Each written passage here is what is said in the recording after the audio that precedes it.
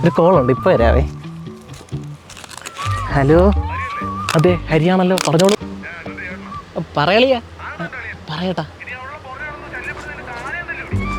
അത്രേ ഉള്ളു, ഞാൻ ശരിയാക്കി തരാം. അപ്പൊ ഓക്കെ, ബൈ. ആരായിരുന്നാ ഫോണില്? അതെൻ്റെ ഒരു സുഹൃത്തമ്മ. അവൻ ടെക്നോ പാർക്കില്ല. അവൻ്റെ അവിടെ സോഫ്റ്റ്വെയർ ഇഷ്യൂ എന്തെങ്കിലും ഉണ്ടെങ്കിൽ അവൻ എന്നെയാണ് വിളിച്ച് ഡൗട്ട് ചോദിക്കുന്നത്. അതിന് നീ സിവിലല്ലേ? സിവിൽ പഠിച്ചവർക്ക് സോഫ്റ്റ്വെയർ ചെയ്യാൻ പാടില്ലെന്നുണ്ടോ? അവിടെ അമ്പളി വരുന്നുണ്ട്. ആ സുമേഷേ, ഓഫീസിൽ നിന്ന് വരുന്ന വഴിയായിരിക്കും അല്ലേ? ആടാ, നീ ഇപ്പോഴും കൊച്ചു പിള്ളേരോടെ കളിച്ച് നടക്കുമല്ലോ, അല്ല പണിക്ക് പോടാ. എന്താ പിന്നെ നീ എനിക്കൊരു ജോലി ഒപ്പിച്ചാടാ. നീ പോടാ. ഒരു ഉണക്ക വണ്ടി പെരട്ട കൂളിംഗ് ഗ്ലാസ്. ആ പുള്ളി അണ്ണനോട് പഠിച്ചില്ലേ? എടാ, എൻ്റെ ഏട്ടനോട് പഠിച്ചത്. അനി എനിക്ക് ചേട്ടനില്ലല്ലോ, അനിയത്തിയല്ലേ ഉള്ളത്? ഓ, എൻ്റെ സിവിൽ എഞ്ചിനീയർ ഒന്ന് അടങ്ങ. നീ നടന്ന് ലേറ്റ് ആയത്? നേരത്തെ വന്നിട്ട് അവിടെ അന്താരാഷ്ട്ര ചർച്ചയൊന്നും നടക്കുന്നില്ലല്ലോ. വീണ്ടും അപമാനം. വീട്ടിൽ പൂട്ടിയിട്ടേക്ക്. പൂട്ടിയിട നീ എവിടെ തത്തേ?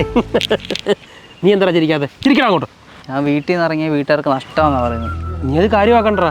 നമ്മുടെ അച്ഛനമ്മമാർക്ക് നമ്മളെക്കുറിച്ച് ഓരോ പ്രതീക്ഷകളില്ലേ? നല്ലൊരു ജോലി സമ്പാദിച്ച് അവരെ പൊന്നുപോലെ നോക്കി സന്തോഷത്തോടെ ജീവിക്കുക. അല്ല, നിന്റെ അച്ഛന് ഇപ്പോൾ എത്ര വയസ്സായി? ഒരു 10-60 വയസ്സായി കാണും. സിമ്പിൾ. പുള്ളിക്ക് ഒരു 5 വർഷം കൂടെ ജോലിക്ക് പോകാൻ പറ്റും. അത് കഴിഞ്ഞ് നീ കല്യാണം കഴിക്കണം. എന്നിട്ട് അവളെ ജോലിക്ക് പോകണം.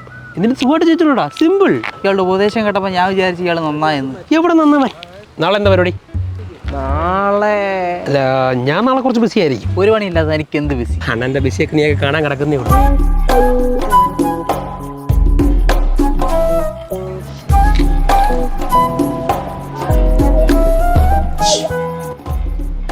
നീ എന്താ ഇവിടെ?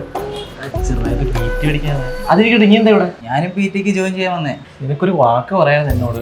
നിനക്കും പറയാൻ. എന്നാ വാ, ഫോമൊക്കെ ഫില്ല് ചെയ്തേക്കാം. പൂരം എന്നൊക്കെ പറഞ്ഞ ആനടി പൂരം ഒരു 70-80 ആന ഇങ്ങനെ നിരന്നേക്കും. കണ്ടിട്ടുണ്ടോ? ചേട്ടൻ കാണിച്ചില്ല. അത് നോക്കി. ഇയാളെന്താ ഇവിടെ? ഇവിടെ ചേട്ടാ ഞങ്ങളോട് കൊണ്ടു. ഇയാളൊന്ന് വന്നേ. ഇതാണോ എന്റെ ബിസി? എടാ മക്കളെ, ഞാൻ എൻ്റെ ജീവിതം കുറച്ചൊരു സീരിയസ് ആയിട്ട് കാണാൻ തീരുമാനിച്ചു.